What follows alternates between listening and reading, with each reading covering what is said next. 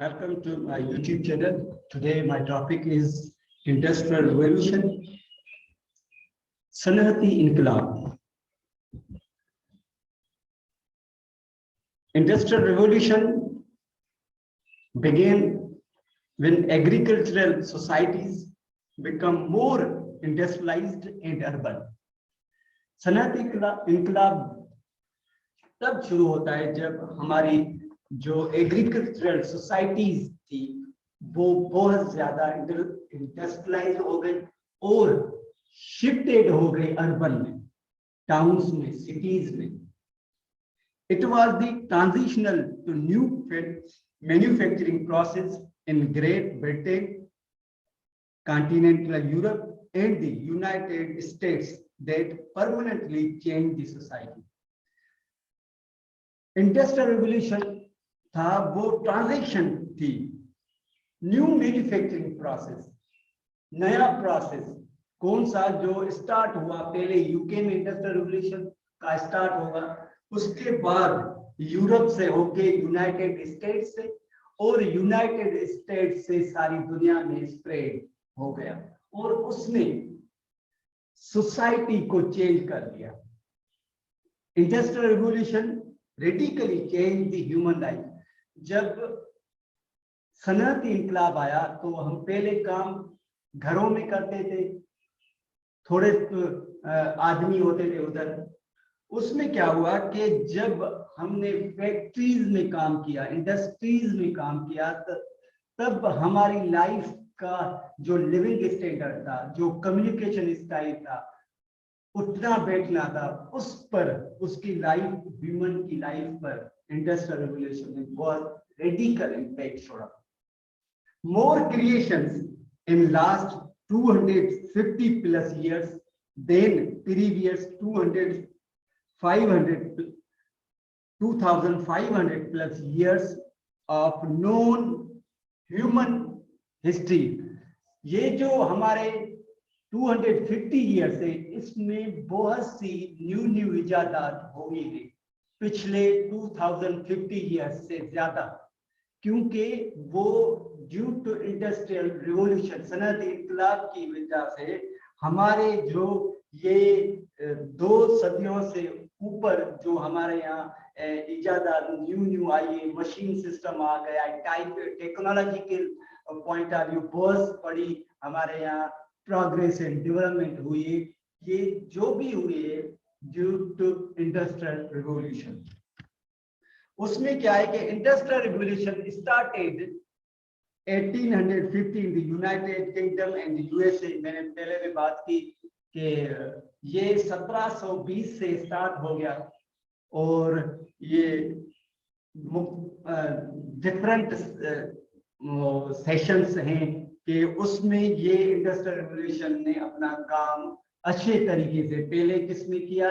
UK में, उसके बाद यूरोप और यूएसए में, उसके बाद सारी दुनिया में वो स्प्रेड हो गया उसका इम्पैक्ट, और हर जगह हम इंडस्ट्रीज बढ़ गई और इकोनॉमिकल डेवलपमेंट आ गई. Second point is machine driving energy use.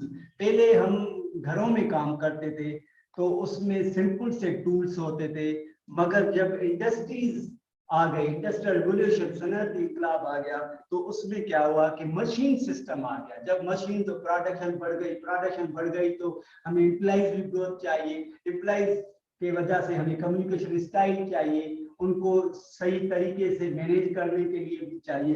तो ये सारे सिस्टम जो है इंडस्ट्रियल रिवॉल्यूशन के हिसाब से चल रहे थे और डेवलप हो रहे थे, उसमें अच्छी प्रोग्रेस भी आ रही थी.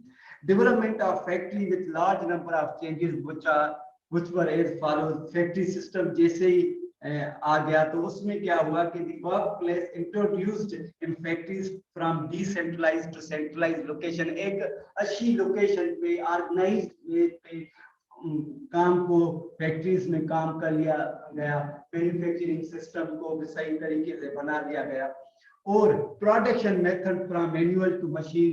जो हम हाथों से काम करते थे, मैनुअली काम करते थे, वो मशीन पे आ गया, उसको ऑपरेट करना चाहिए, उसमें प्रोडक्शन भी ज्यादा आ रही थी.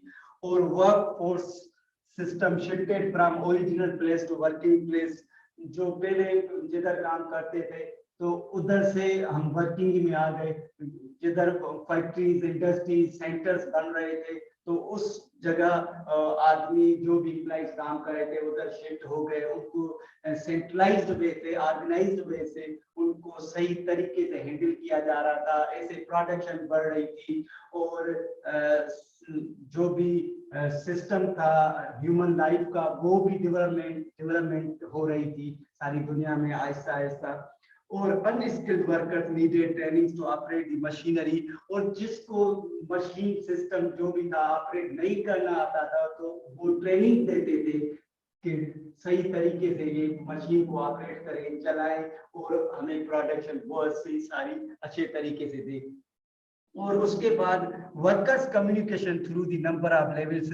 फैक्ट्रीज में, इंडस्ट्रीज में जिधर thousands people, hundreds and thousand people काम कर रहे थे, उसमें एक कम्युनिकेशन सिस्टम बना लिया कि लेवल्स के हिसाब से एम्प्लॉइज के बॉस है उससे कैसे उसकी कम्युनिकेशन हो, सुपरवाइजर से कैसी हो, और असिस्टेंट मैनेजर है उससे कैसी हो, मैनेजर है वो प्रेसिडेंट सीईओ तक वो कम्युनिकेशन लेवल बन गई, वो भी इंडस्ट्रियल रिवॉल्यूशन के हवाले से।